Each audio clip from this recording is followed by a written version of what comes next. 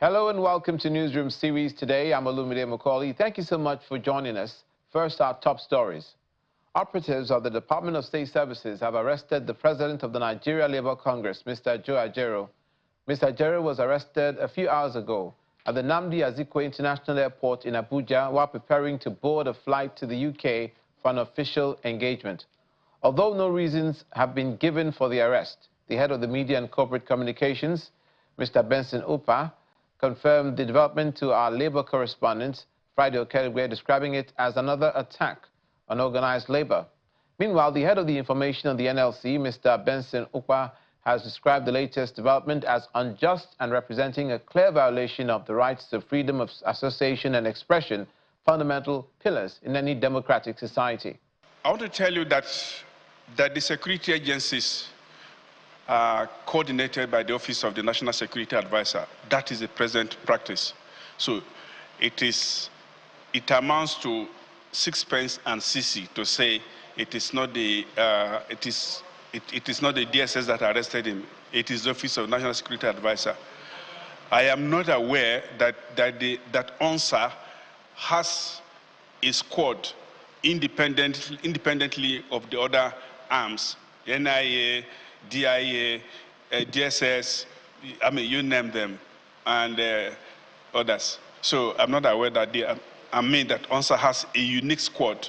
If they do have, that would be quite new to me.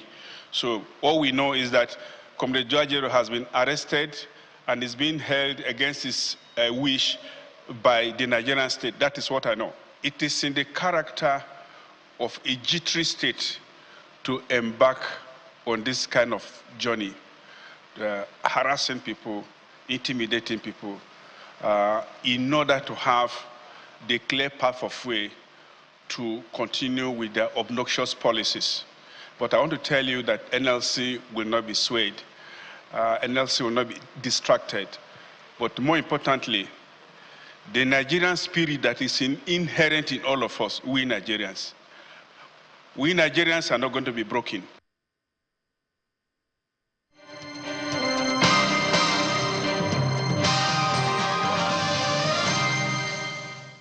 Our focus on Newsroom series today is the Southwest region. The Lagos State government has kicked off an awareness-creating program on Waste to Wealth initiative in Badagry area of the state.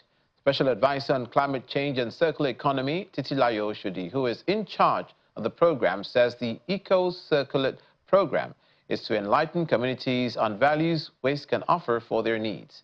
She says the initiative positions circular practice as incentivized social subsidy strategy, thereby rewarding residents who adopt climate-friendly behavior in their daily lives.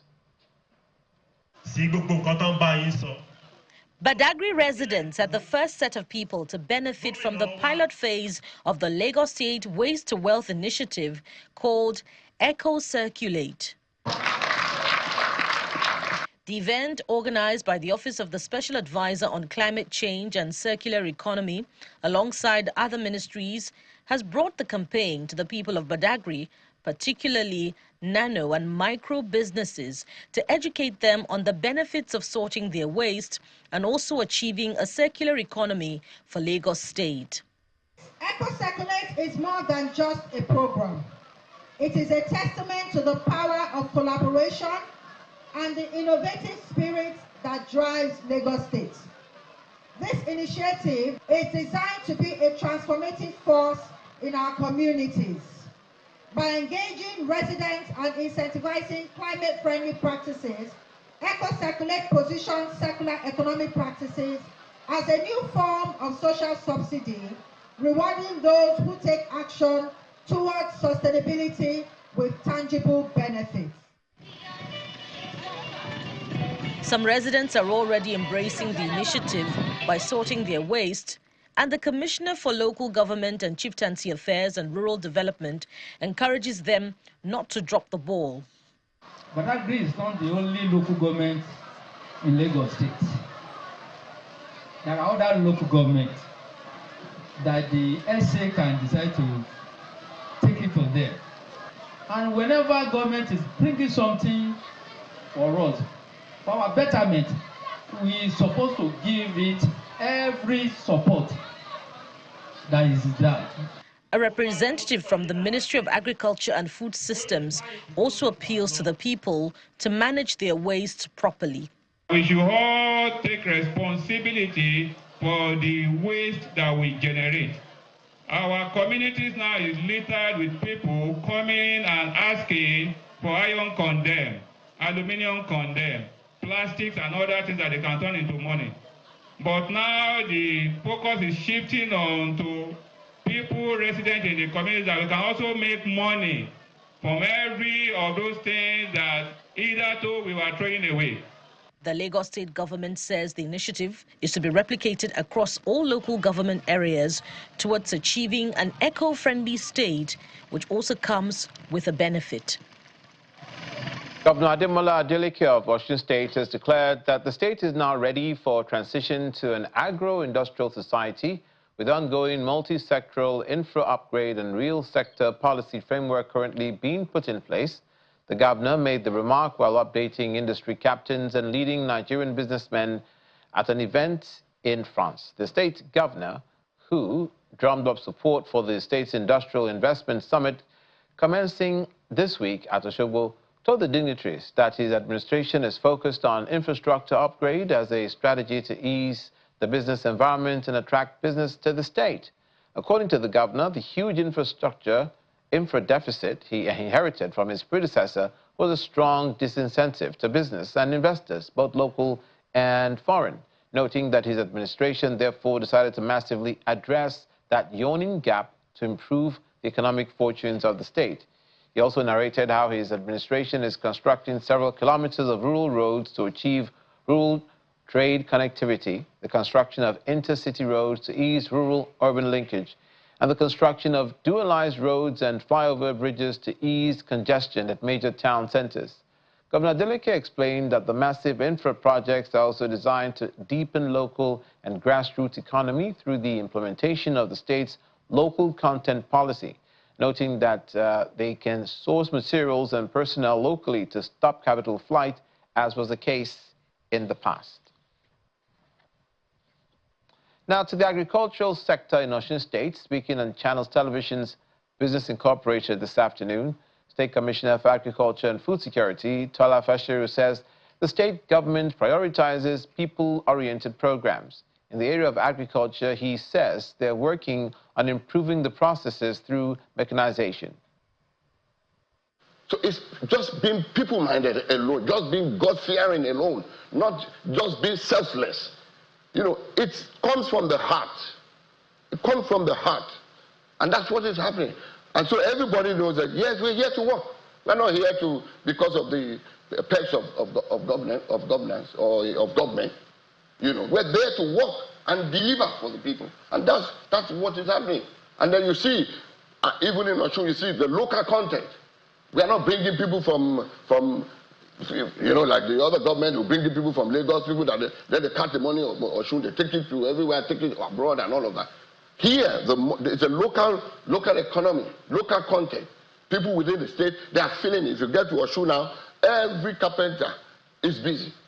Every of these masons, they are busy working. So even though the economy at large is tough, but you can still see smiles on the faces of the people because you see how things are running there, you know. So we got on the ground, no single tractor. The last time tractors were bought was during the last PDP government, okay. And the ones when the two past administrations came in, either they sold it, you know, or they ran it down. We had to go get new ones. And you could see, if you see how those tractors are coming in, you see the smiles on the faces of the people. We're getting into the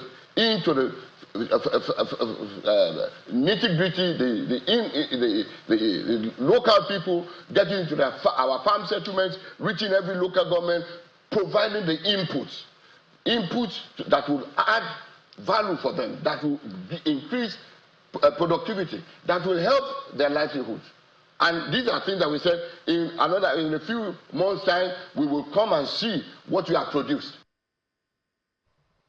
Reactions are still trailing the present realities in the nation's oil and gas sector, especially the new pump price of petrol. Despite of objections to higher prices, as energy expert, the Chief Executive Officer of Cabtree Limited, Mr. Olabode Shoyemi, says it's not realistic for the price of petrol to be reversed to 200 naira per litre. Nevertheless, he says petrol should be sold at a fair price, factoring in the cost of production, noting that a fair price may not necessarily be cheap. Mr. Shoyemi made the comment earlier today in our breakfast program, The Morning Brief. A fair price is a price that is reflective of the cost of producing the product. What has happened with us is that we have not had honest, sincere discussions about the genuine cost of producing the final product, more because it has been available as a product of state over the years. There are groups that have called for a reduction to 200 naira. It makes sense as a populist thing, but it is not realistic. Because if a product is costing so and so much, and you ask that it be reduced to 1/4 of the price, what about the other 3/4? The price is not going to disappear into thin air. Somebody has to take that cost. Who is going to take that cost? It's unfair that the Nigerian people are at the root of this, but I believe this is just a temporary process. As per the regulator, it's not really the job of the regulator to interfere in pricing, especially when it is a free market. Residents of Ibadan, the Oyo State capital, can now enjoy cheaper, cleaner, and more sustainable transportation system as the Presidential Compressed Natural Gas Initiative hands over 20 buses to the state.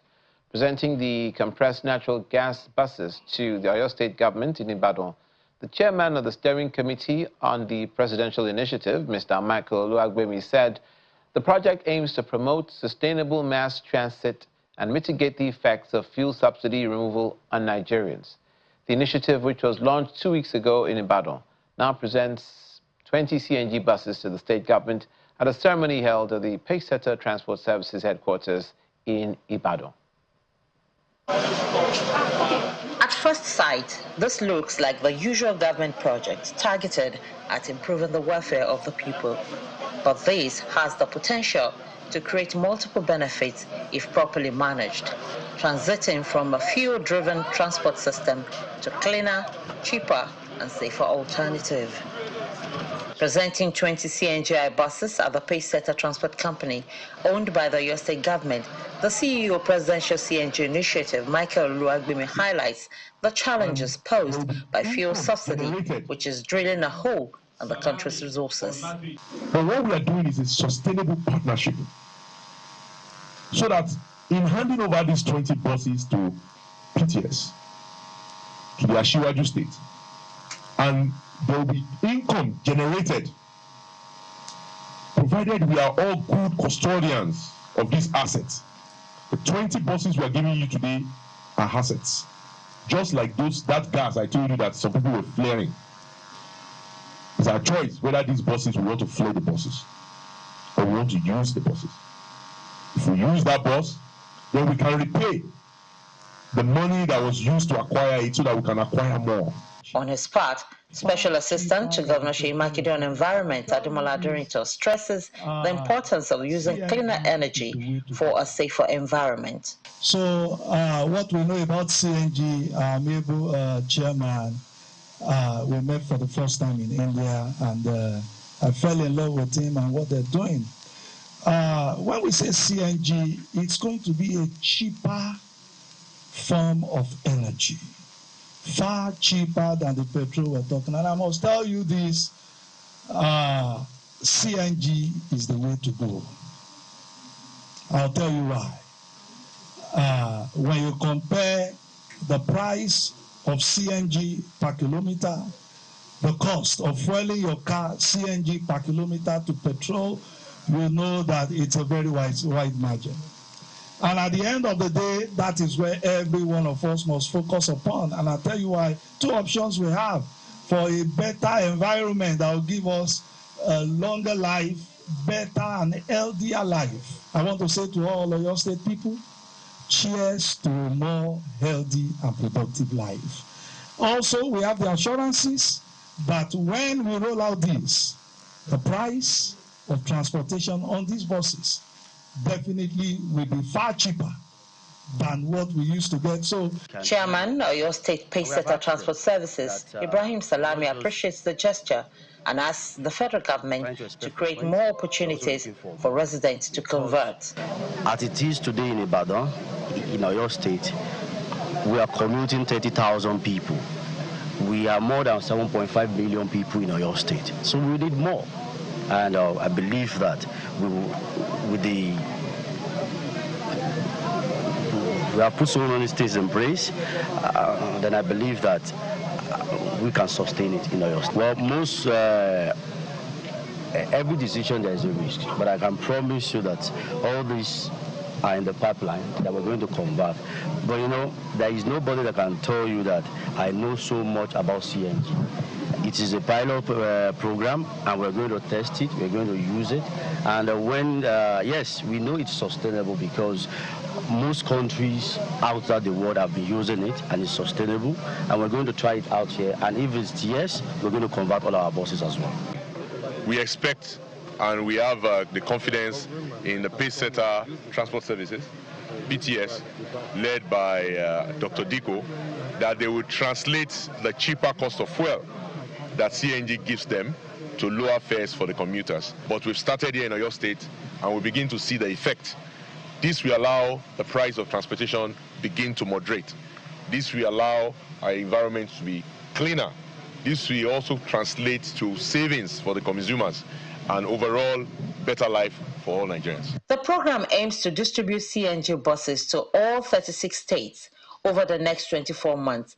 As it kickstarts, the hope is that dependence of fuel for transport would reduce. Long agonizing queues for petrol would also reduce across the country. Bukola Orio, Channels Television News. The Oyo State government says it has outlined a series of interventions aimed at lifting about 4 million indigent family units from poverty to prosperity through various social safety net interventions in the coming years. The social protection and safety net intervention aims to empower the vulnerable demographics, including indigent women, women with multiple live births, the elderly, and people living with different disabilities across the 33 local government areas of Oyo State. Governor Seyi Makinde, represented by the Commissioner for Women Affairs and Social Inclusion, Mrs. Toyin Balogun, notes that at least 500 people are being empowered with cash grants by the state government in the first phase, which just began in Ibadan, the Oyo State capital. A number of residents, mostly categorized as vulnerable, are here at the Oyo State Government House, Agodi, Ibadan, to get some succor from the state government as a distribution of financial grants to multiple children, parents, older individuals, and people with disability, as well as indigent citizens for micro and nano business creation across the state commences. In this office, it is as if we are putting the logo. The distribution of financial support aid tagged Oyo State Poverty Alleviation Grant is being driven through the Office of the Commissioner for Women Affairs and Social Inclusion, who says the program will assist applicants start micro and nano businesses, meet their basic needs, and help them through difficult financial situations. Our gathering here today is an avenue through which this welfaristic government, the government of His Excellency Governor Seyi Makinde, continues to uplift and support the vulnerable and the indigent in our midst. Today's event is no doubt an extension of the social protection and safety net interventions of the government of Governor Seyi Makinde through cash grants targeted towards the vulnerable populations in the state, particularly those who have indicated their pressing needs through the Office of the Honorable Commissioner for Women Affairs and Social Inclusion. These grants are intended to provide succor by enabling the applicants to start micro and nano businesses, meet their basic needs, and eventually assist them to rise out of the ranks of penury and destitution, especially during these times of economic crisis or personal hardship. Mrs. Balogun, who's representing Governor Seyi Makinde, says this intervention targets a minimum of 4 million indigent family units to lift them from poverty to self-sustenance and prosperity, in line with the state's Omitutun 2.0 agenda. The ministry's targets to lift a minimum of 4 million indigent family units from poverty to self-sustenance and then on to prosperity through various interventions within the timeline of the government of Governor Seyi Makinde, in line with his Omitutu 2.0 agenda. Distinguished ladies and gentlemen, financial assistance programs, grants, microloans, and other forms of support transcend beyond providing money. They are about providing the necessary tools, knowledge, and confidence the vulnerable among us, women inclusive, need to break away from the cycle of poverty and dependency. We are committed to the principle of leaving no one behind. When citizens are financially empowered, they can invest in their futures, their families, and their communities. It is not an overstatement that when people have access to finance, they are more likely to invest in their children's education and healthcare, and consequently towards breaking the chains of generational poverty. Some of the beneficiaries are grateful for the support from the Oyo State government and look forward to creating better opportunities for business and personal growth. The National Youth Service Corps in Ekiti State has appealed to the Senate Committee on Youth Development and Citizens Engagement to come to her rescue, make the state's orientation camp habitable to prospective Corps members. The call was made when the Senate committee headed by Senator Yemi Adaramodu paid a courtesy visit to the camp at the weekend. The coordinator of the NYSC in Ekiti State, Abdullahi Rico, bemoaned the lack of basic amenities in the camp, which include a lecture hall, functional health center, amongst others. In his response, the chairman of the committee, Senator Yemi Adaramodu, assured the prospective Corps members of his determination to make the camp better. He said some of the pressing challenges will be immediately addressed, while others have to be included in the federal government appropriation bill. The Commissioner for Youth Development in Ekiti State, Adedayo Gold, advised the Corps members to be of good conduct and use the numerous opportunities presented by the NYSC to make their lives better. Meanwhile, the Ondo State Governor has flagged off the distribution of bursaries, scholarships, and financial assistance amounting to 335 million naira to indigents of the state in the tertiary educational institutions. Addressing the students during the ceremony at the governor's office in Akure, Governor Lucky Aiyedatiwa reaffirmed that the state is committed to assisting indigent students to have access to education.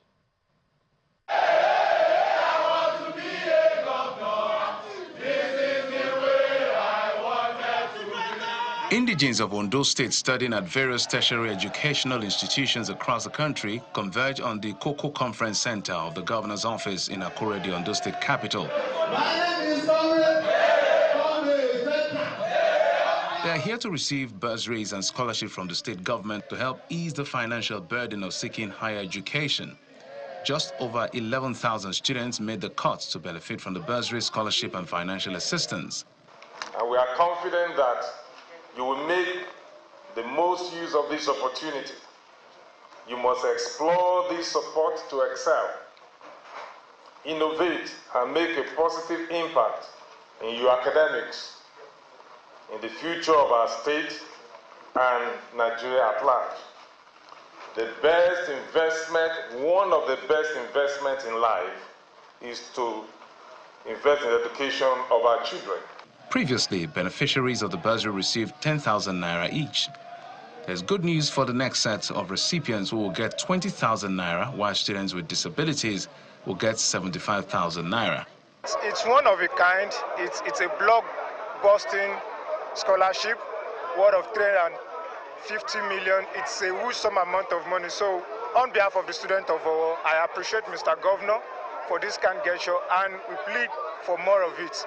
The scholarship award is one of its kind in Ondo State. It's not that it was just paid, it was also increased from 10,000 to 20,000, and other areas are also increased. This has been one of its kind to be enjoyed by Ondo State students. I will pray for more strength and grace for him to be able to do more. The state government is optimistic that this intervention will boost students to aspire for higher education and inspire them to achieve great success in their academics. That's it on Newsroom series today. Thank you for watching. I'm Olumide McCall.